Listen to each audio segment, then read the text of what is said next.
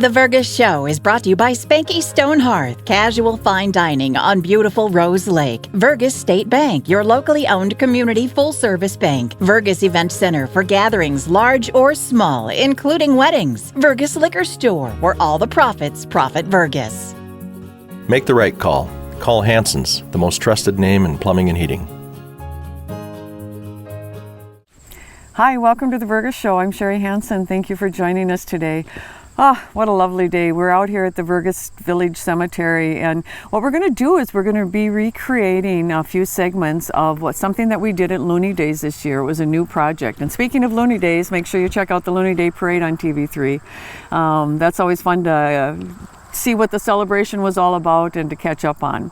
But on Looney Daze, we added something to our schedule of events. It was called Voices of the Past Cemetery Tour.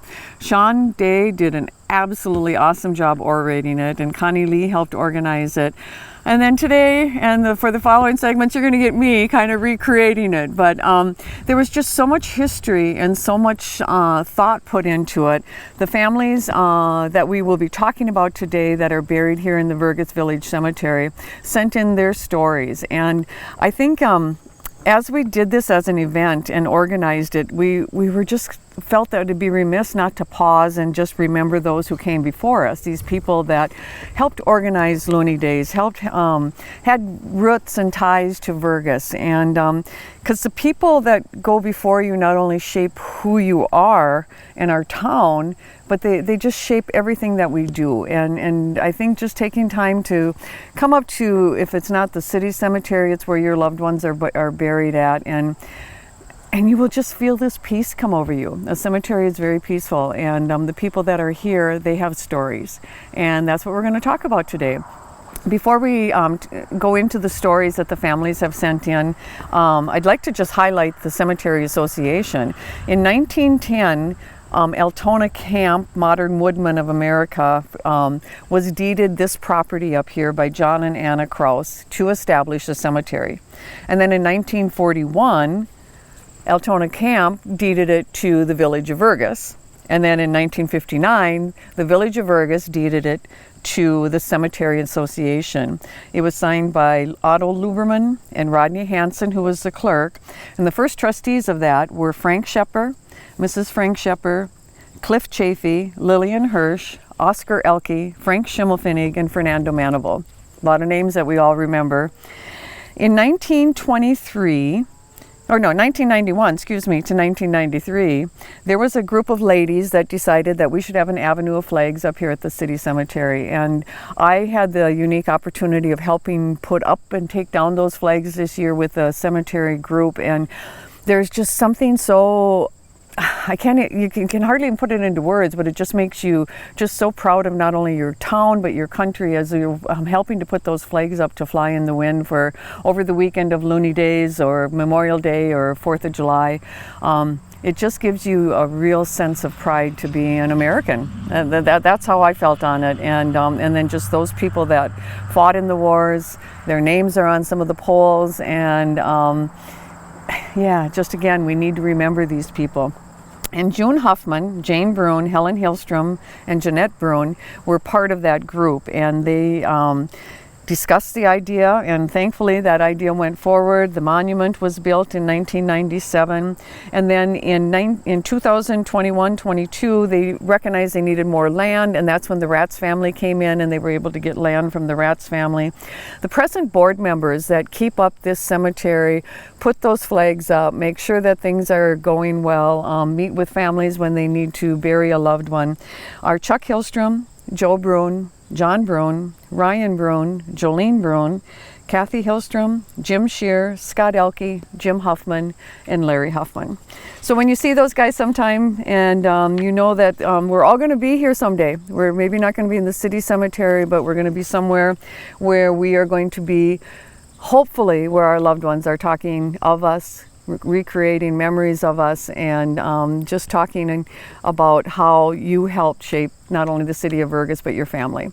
So we are going to go to the first tombstone, which is John and Anna Krause. And as I said at the beginning, they're the ones who deeded the first land here. So follow me. John and Anna Krause. John Krause was born in Germany in 1856. He came to America in 1875 and ended up in Carver County. That's where he married Anna Schaefer in 1880. They came to Vergas and they settled on a farm on the shores of Long Lake. They had 6 children: Henry, Nicholas, Frederick, Emma, Herman, and Tilly. In 1910, Anna passed away. She was the very first person to be buried in the Vergas City Cemetery, and that is when John donated the first acreage to the cemetery. Anna was the first person to be buried here, and eventually John was.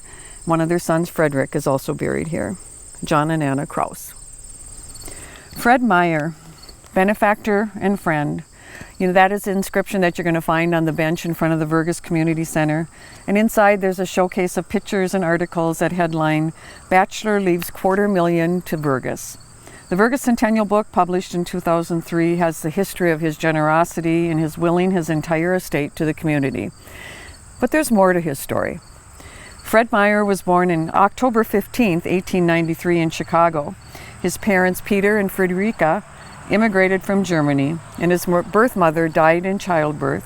His father remarried Bertha Joan in 1906. In 1907, his family traveled to Vergas and settled on a dairy farm 3 miles north of town, close to the Sioux Line Road. Fred's father, Peter Meyer, was a respected leader in Vergas. He was elected the first chairman of the newly formed Farmers' Equity. Peter died in 1925 when Fred was 31 years old, and Fred and Bertha, his stepmother, continued to work the farm until 1946 when Bertha died. And that's when Fred sold the farm and moved to Vergas. He soon went to work for his good friend Hank Hansen and spent 40 years working in the hardware store, usually having dinner with Hank and Anna after he was done because they had become his family. Fred had a passion for baseball, loving to watch the Loons play on a Sunday afternoon, and he was a frugal man, lived without most of his life. He had a 1938 Chevy Coupe that he used for special occasions, and the oil changed showed that he had not driven over 1,000 miles in 24 years. When his health failed, Roger Hansen brought him into his home to care for him, and the biggest shock was when he passed, and it was realized that his wealth was beyond anyone's imagination.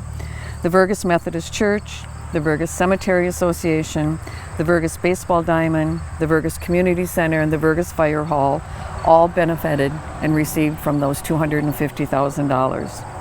Fred left his mark when he bequeathed his entire estate to the betterment of Vergas. We should not forget that he also left his mark on his life as our neighbor and our friend. Worth. Rudolph and Elvira Worth grew up on neighboring farms on Hungry Lake near Frazee. They married in 1941, drove their Model T to San Diego, California, where he worked at an airplane manufacturing plant during World War II. Their daughters Carmen and Judy were born there. After the war ended, they returned to Vergas, where they farmed for the rest of their lives. Their son Stuart was born there, and they belonged to the Loon Lake and Bethlehem churches. He was always called Joe because he played Joseph in the school nativity play. Wechsler. Lillian and Henry Wechsler were grandparents of Molly Halpin. Molly sent in stories on them and Ewald Krueger, who you'll hear about in a moment. She tells how when she was a young child, the Wechslers lived above Goodman Grocery Store, where there used to be a second story above the store with a stairwell located right at the front entry. I think a lot of us remember that. Henry Wechsler used to work in Goodman's Grocery Store, and he was also known as the town bootlegger during the Prohibition era. Henry had a still located somewhere in the woods of Vergas, not quite sure where that was at, and Lillian sometimes worked in town in the coffee shop as a cook.